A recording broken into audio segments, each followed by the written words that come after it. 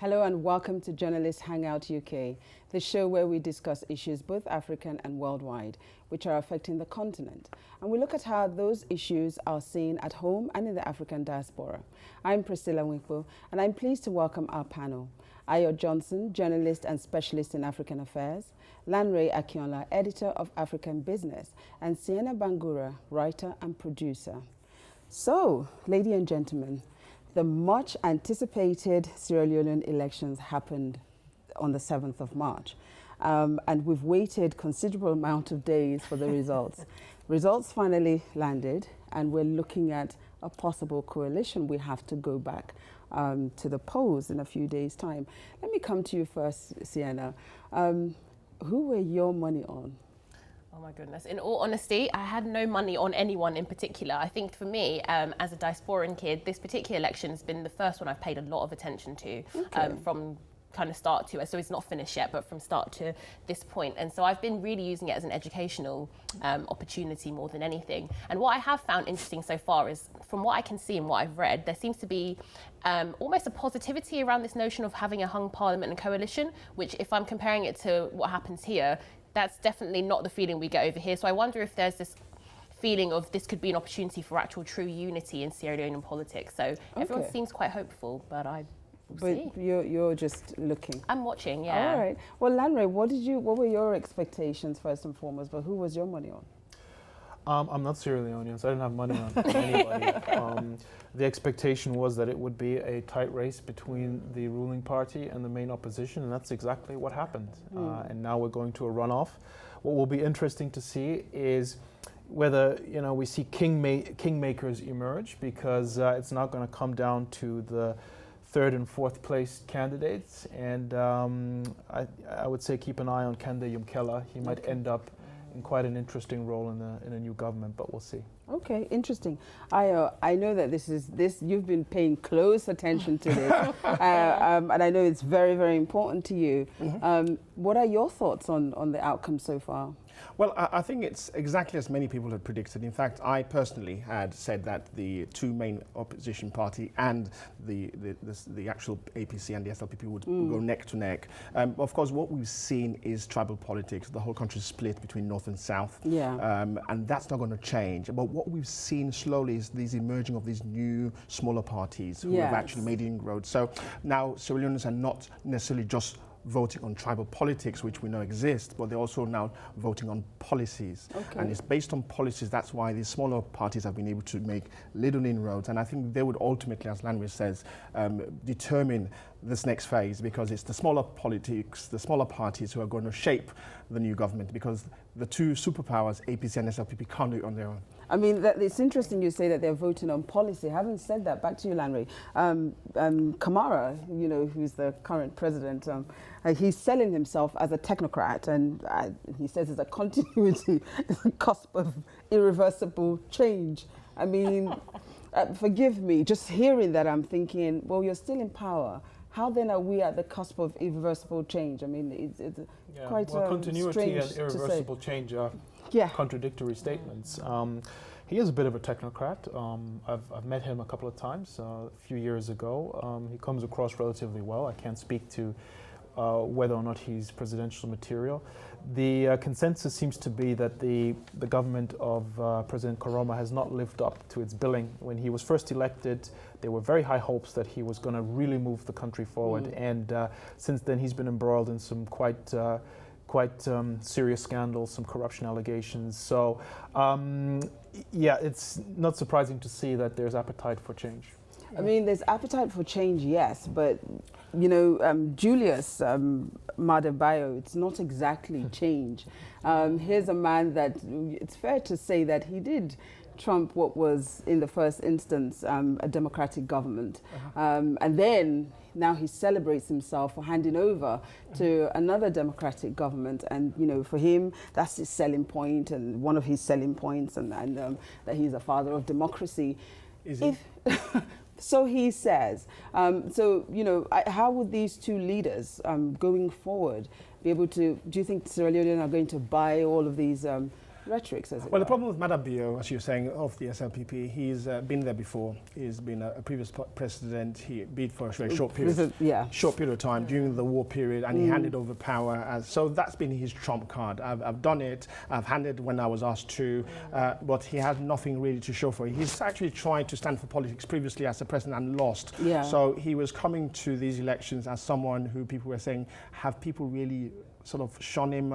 Is he becoming irrelevant? Is he clearly somebody who can make a difference? Clearly, these elections, he's done the best he possibly can, and the results speak for themselves. I think the APC party with Samuel Kamara, he's clearly a technocrat. Somebody he's very quietly spoken. He doesn't have the sort of personality that people can sort of bounce off, and people think that he's too weak, he's too quiet. But others say he's as strong and as robust as he possibly can. He's done it in various levels of government throughout his entire career, including the IMF and World Bank and all these massive institutions. So he comes with a lot of experience. The question is, can these two giants, the SLPP and the APC with Madabio and Mr. Samuel Kamara, can they infuse the populace? And I think we're still on tribal politics. We're still countries divided. The question is, do the smaller parties support either one of them? And that's the problem. Well, that's interesting. Coming to you, Sienna, you know, you made mention there about being from the diaspora, as it were, and this is the first election that you've really gotten involved in. But, you know, as a diasporan, how do you see going forward, having looked at the different characters that are in play, and also the fact that there's a north and south divide? Can you really see these smaller parties? There were what, 14 parties, and truly they're the ones that are going to make the changes. But can they really hold sway? Because the two big parties have huge numbers. They do have huge numbers, of course they do, and so that's why they're the two big parties. But I think it is bold and important and quite refreshing to see that there's other people saying, well, actually, Sierra Leone has had the same for a very long time, maybe dressed up in certain different clothing, but we keep seeing the same mistakes being made, right? We keep seeing the same decisions being made. We keep seeing the same people suffering. And I actually think that the smaller parties are able to speak maybe to more Sierra Leoneans because it is a promise maybe of some kind of change. I don't know necessarily how long it might take to kind of see some of this change that they speak of, and I think some things we've seen have been repeated. For the most part, I think that it's been quite a smooth election in the sense of there's been pretty peaceful. I think that's been good, and I think that's really important to point out because I think everyone, at least in the West, was waiting for some kind of drama. They like a bit of drama, but so I think you think there was disappointment in that? Yeah, there's a bit of disappointment, but I think most Sierra Leoneans just want it to be peaceful and we sincerely want some change. But I just think that it's a case of waiting to see what happens next. Of course, there was some electoral fraud, which was disappointing. As you were talking about the tribalism, hearing about that was a bit disappointing as well. But I think there's room for change. But then they did cancel those votes. They did cancel those votes, exactly. So people are reacting. Give me a moment just give me a minute. I am coming to you. Lanre, you know, Sienna made mention there about the sufferings that had happened in Sierra Leone. We're all aware of the Ebola situation, the recent mudslides, all of that. And this government of APC was in place.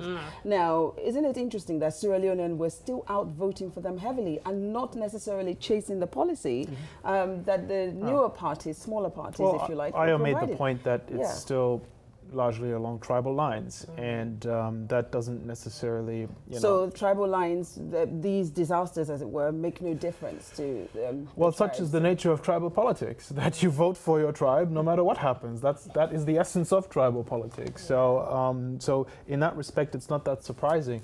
Is there an argument that it should be different? Most certainly, but I can't speak for the Sierra Leonean people. It's their election. If it was anything other than tribal politics, then Kande Yumikela of the NGC party would have won the elections, because then you would have thought we were told that nearly 60% of the population were under the age of 30. They were voting for the very first time. Why did these people not carry the NGC with them to the highest office on the land? That just tells you that despite the change that you wish and desire, it never comes to pass because of the way the system is in terms of how people's mindsets are. It doesn't necessarily mean that because they're poor that they understand the reasons why they are poor, or whether they understand exactly how they can get out of the poverty. So But there have been votes for these smaller parties, though. So there are obviously people who are, coming through and understanding that there's room for some kind of change. Votes. We're looking at 1,000 votes, 174,000, when others are, the two main parties are picking up 1 million each. Of course. The disparity is quite wide. But Ayo, what are your predictions? Well, it all depends on how the NGC party and the C4C party, who the NGC being the third largest party, and the C4C taking a huge chunk of a place called Connaught, which is a place where I was funnily born, which was mainly APC. Okay, so I don't mean to hurry you. So very quickly. So basically, my point is just this: that if any one of the parties, APC or SLPP, can actually corner the two of them, C4C or the NGC, they win the election. So whoever can negotiate the best deals, get the best price. Thank you very much. And on that note, we're going to take a very quick break. We have plenty more to discuss, so please join us in a few moments.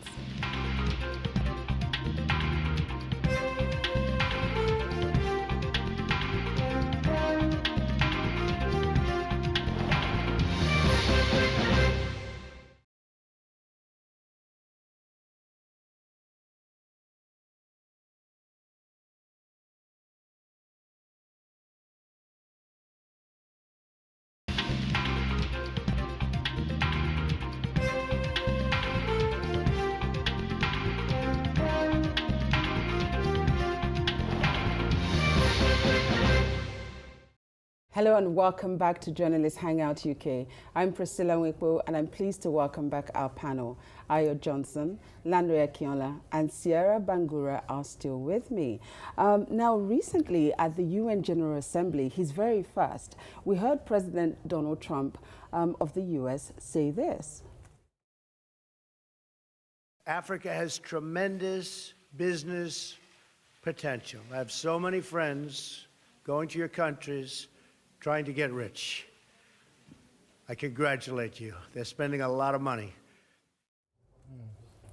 Interesting. According to President Trump there, he has so many friends that are trying to get rich in Africa. Now, recently we saw that his Secretary of State, Rex Tillerson, commenced a multi-country visit to Africa. Now, we hadn't seen that. We didn't see a lot of that with the Trump administration. And I think it was back in the Bush days that we saw that. Now, he didn't quite make it back. Well, he made it back, but not as Secretary of State. That's just it. He didn't quite make it back in the position that he left the US.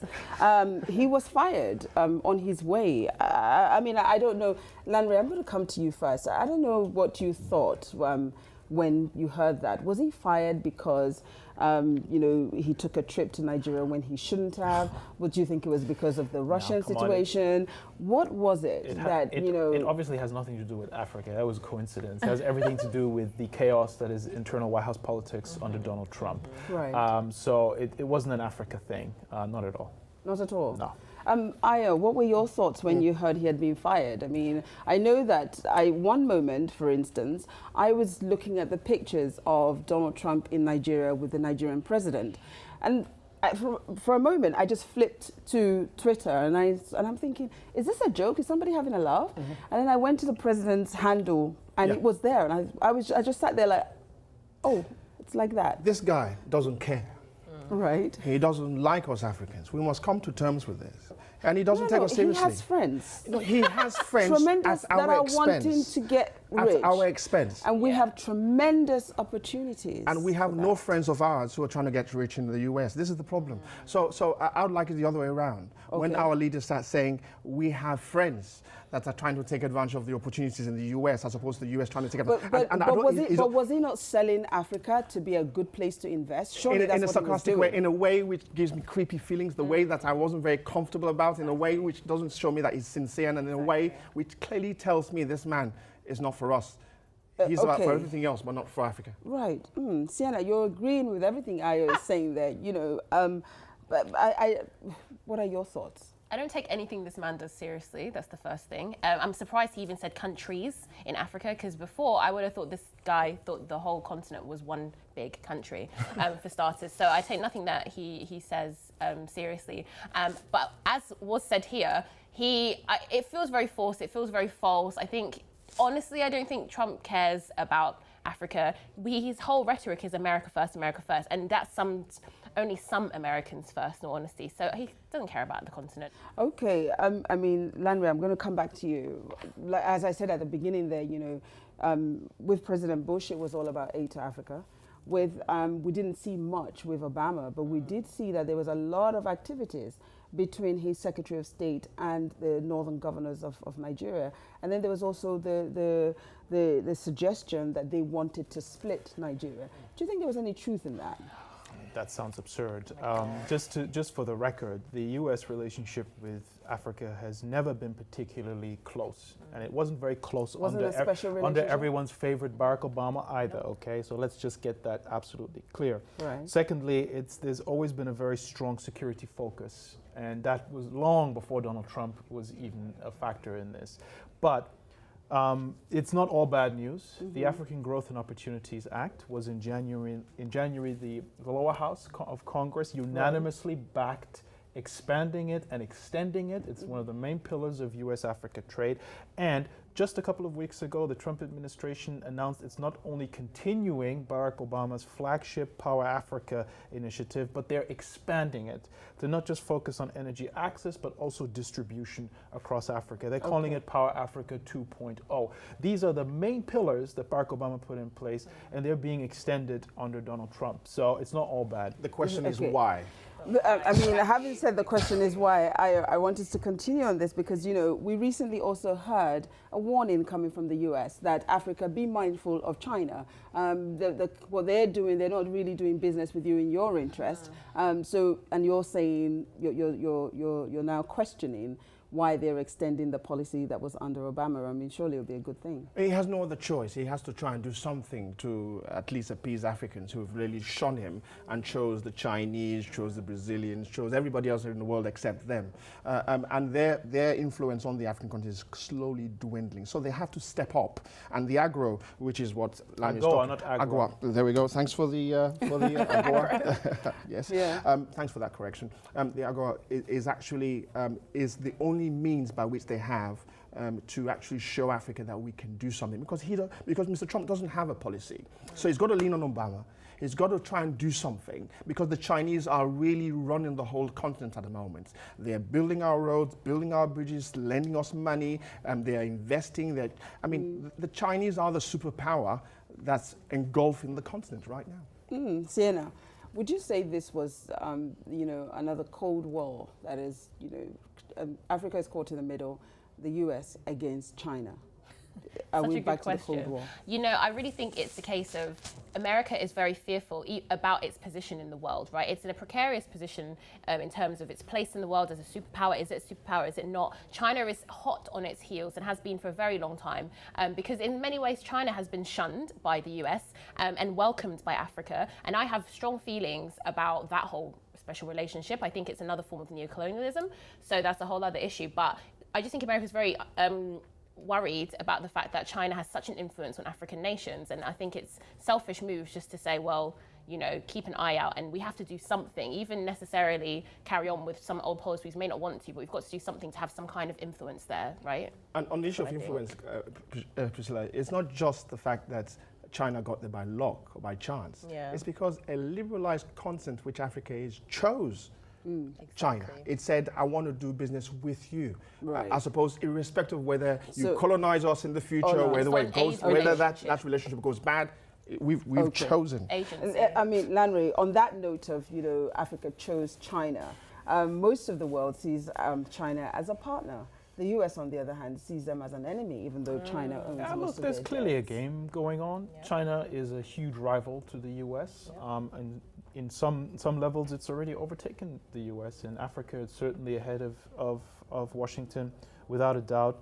But, to call it neocolonialism, I'm not too. But aren't you? Are you not concerned? You know, I'm that concerned. China. No, I'll tell you what I'm concerned about. It's not a fair partnership where Africa is. I'll tell you what I'm concerned about. What I'm concerned about is the African side of the equation. Okay. China has not threatened to invade any African countries. They're just doing it quietly. No, yeah, but if someone can colonize you without a military, then I wonder whose fault that is. This whole thing about China's coming to colonize us. Hang on, no. They're coming to obviously strike deals that are in their favor. Obviously. But we know what leaders are to blame. Why else would they come? Why else does anyone go anywhere except to negotiate in a way that is going to benefit them? It's up to African countries to negotiate well on their side, and some of them are. Some of them are not. Exactly. Some of them are. But if 30 years from now Beijing rules China, you've got to look in the mirror, not go and point the finger at China. I'm sorry to say it. He who pays the piper calls the tune. So the Chinese are paying us. If they're taking good care of us, then they can dictate how we run. But having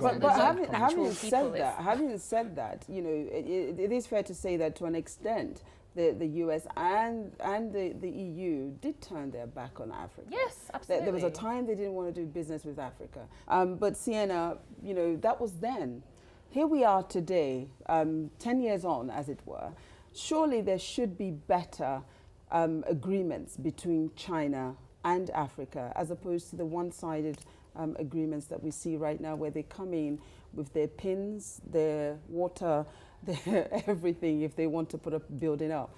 Africa is not benefited. Shouldn't Africa really be looking into that better? So I think Landry's made an important point about it it can't be completely one-sided, right? And I feel like I'm still sticking by my neocolonialism theory, simply because I think it's one of those very very sophisticated, right? It's not the same as what we saw in the times of empire and all of that. It's very, very sophisticated, and I think that we should be worried. I think it's irresponsible to just be like, yes, we've got a great relationship with China. China's doing this, it's doing that. Who is really benefiting it? Is it, you know, the average African person, or is it African leaders? I think that's the question. Well, you know, I wish we could go on. Landry, you wanted to say? Yeah, one final comment. Very, very quickly. What I don't like is this portraying as Africa as some sort of passive victim. Why can't Africa be an actor in its own destiny? Time doesn't permit me. I wish we had more time. I agree. So that we could go into that. Well, don't forget to follow us at RealJHUK on Facebook, Twitter, and Instagram. I'm Priscilla Nwikbo, and from the entire team here in London, goodbye and thank you for watching Journalist Hangout UK.